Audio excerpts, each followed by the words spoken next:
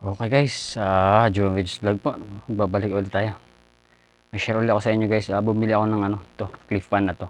Kasi nagustuhan ko siya kasi ang daming blade niya. 8. 1, 2, 3, 4, 5, 6, 7, 8. Okay siya. Kaso lang may problema siya guys. Binuo ko na siya kasi nung dumating yan nakahiwa-hiwalay siya. Itong mga tag dito, itong ilisin niya.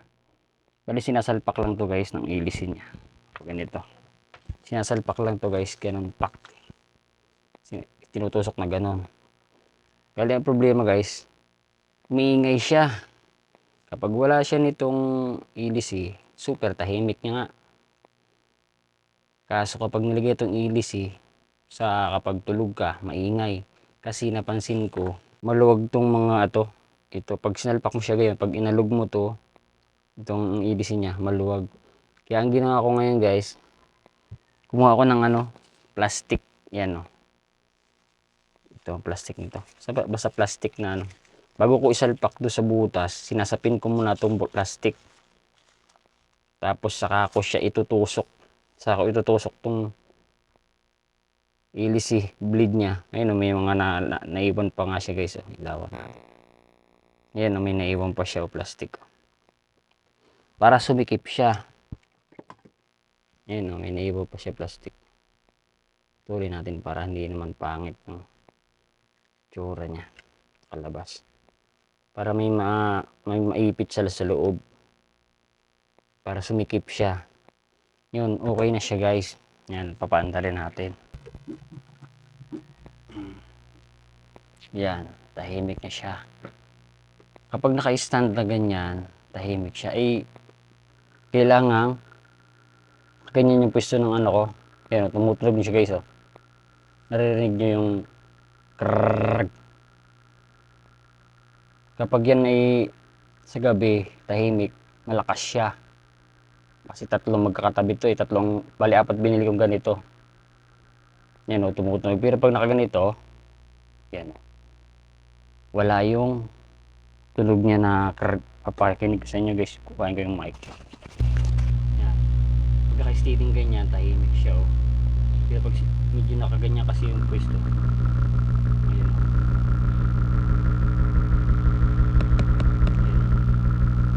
Narinig yung tunog ko. Solusyonan natin yan guys. Kasi masakit sa tayo ngayon ganyan mga vibration. Pakita ko sa inyo guys. Tatlo yung, bali 4 stand pan yung isang binili ko nito, tatlong ganito. Yan guys, dami ipan yun. Yan ang gamit dito namin sa bahay. Pang-edit sa gilid. Ginagamit ko dito sa pinagagawang ko. Clip pan siya. Ngayon babaklasin natin ito para pakita ko sa inyo kung ano. Siya na guys, pasensya na guys, ngayon na tayo ulit nakapag sa mga sumusubaybay sa aking vlogs. Bihira tayo makapag-upload. Yan. Ito rin yan guys, dalawa. Bali, tutulak ko lang itong wire dito. Yun, kasi nakahatak yan guys Pag tinanggal natin, labas natin ng konti. Yan.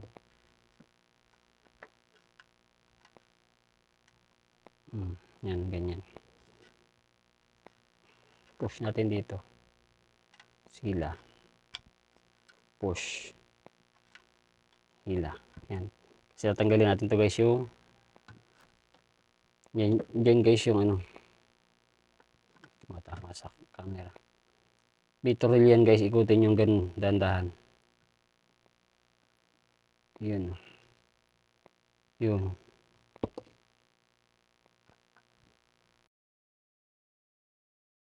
Push harap po yan. Yan. Dami niyang grasya. Yan. Pagtanggal yan guys, tanggalin natin tong tornilyo.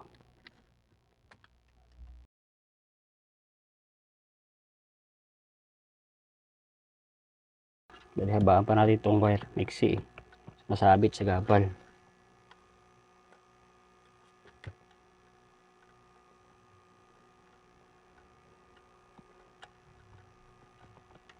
Yan, medyo mahaba. Mga tornilyo guys, itabi nyo muna kasi baka mawala. Tapos ito guys yung problema niyan. Dadabi nyo. Grasa. Ayan, grasa siya. Ayan.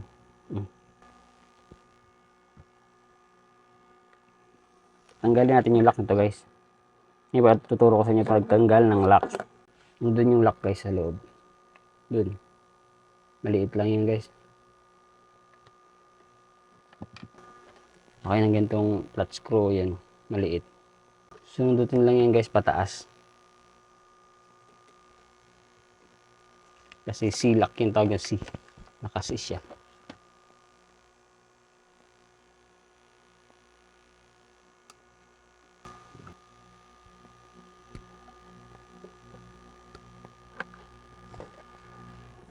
Tanggalin ko lang to guys ha. Ito guys, medyo mahirap tanggalin to. Yung ganitong C-lock. Lalo sobrang liit niya. Medyo pahirapan.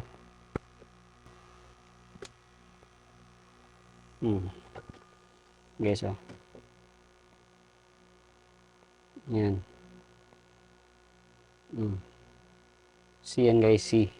Yan. Punasan natin. Pag ganyan, nabingkong siya, bali ipitin nyo na lang yan mamaya ng bubalik ng plies para bumalik siya uli sa dating pagkaano. Para malak siya uli.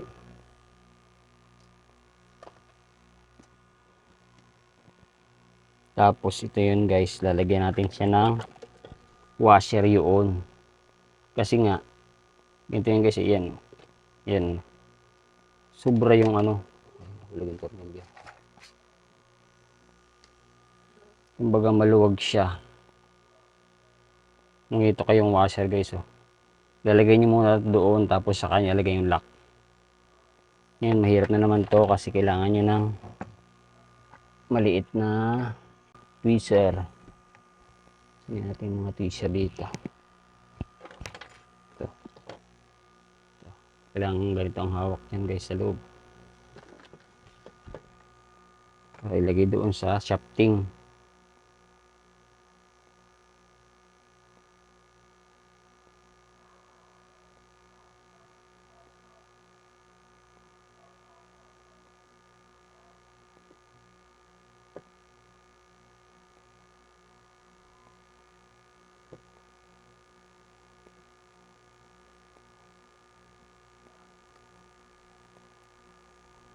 Hirap guys.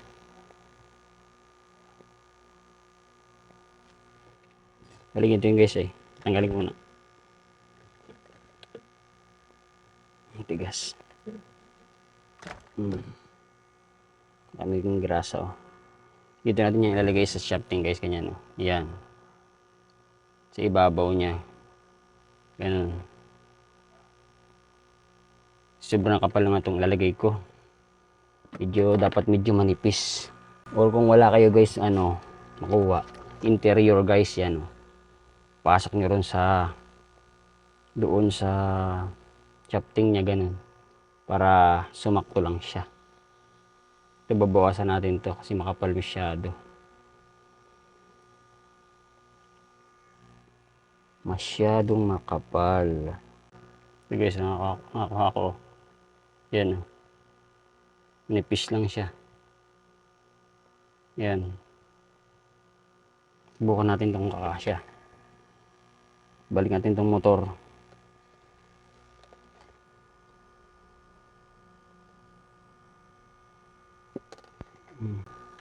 Ay. So, ganito talaga ito guys, ano. Wala pa yung PVC palo kayo gumawa ng ito para di isagabal. Nilagay ko na kasi ito kasi hindi ko matanggal kasi nilagyan ko na nung pampahigpit. Okay, yan. Okay, nasa naman yung aking ano. Nalagyan natin ito sa loob. T-shirt. Ito. Tapos ito.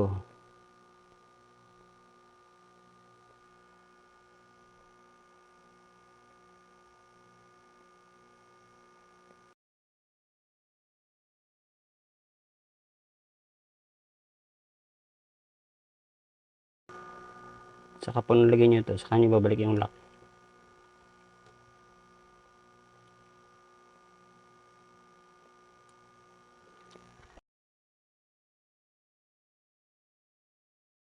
Labo ng ating mata guys. Problema natin itong mata. Kasi sobrang liit itong ginagawa natin. Hindi makita.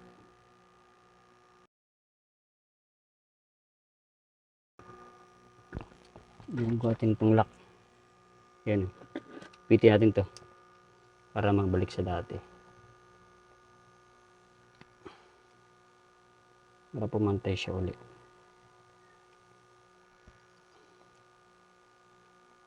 Pantayan siya ulit. Sobrang liit. Yan. Tapos papasok nyo ulit. Hawak kayo talaga ng lungos. Yan. Ganyan. Pasok nyo siya ganun. Pag ganun. Pag ganun. Yan. Medyo hindi natin kita. Dito na tayo guys. Balik ko lang to.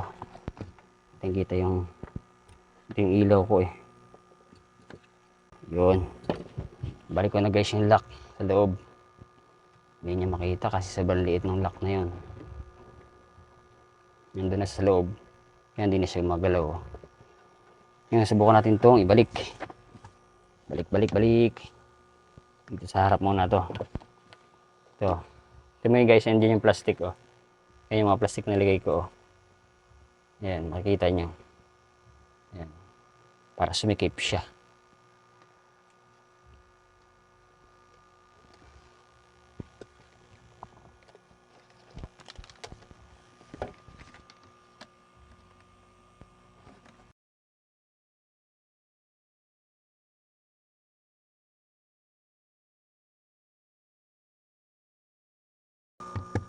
Yun. Tapos yung mga screw nya.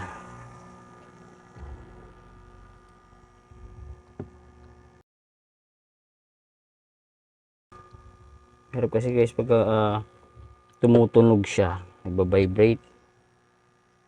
Sa kailangan yung mga tornilyo nito guys mahigpit.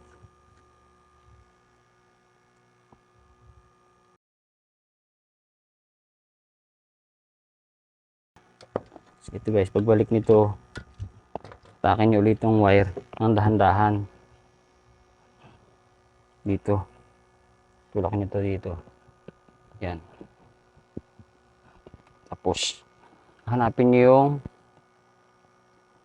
butas. Nagtanggalan ng tornilyo. Ito nyo ito guys. Oh.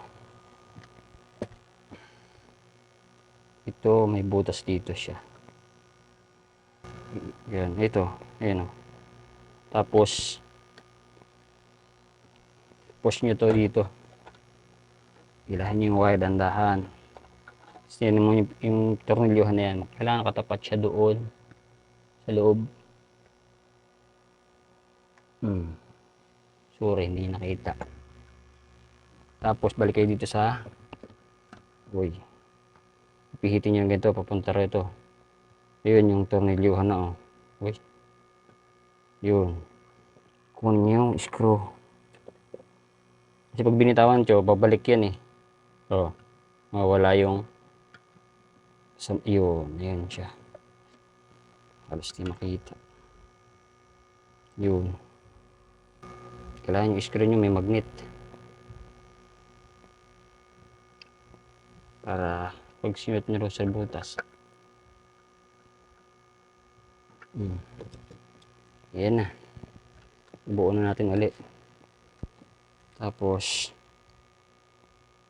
yan. Ito nakalabas na to. Hilahin nyo dito sa baba.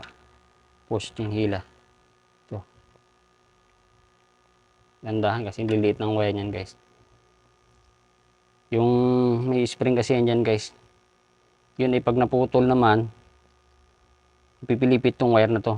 Kaya mapuputol siya. Wala na siyang supply. Kaya maliliit itong wire na to. Kapag napulupot siya at naputol yung spring, pupulupot siya eh. Pag ikot niya ganun. Mapuputol na siya. Wala na siyang supply. Balik natin itong takip.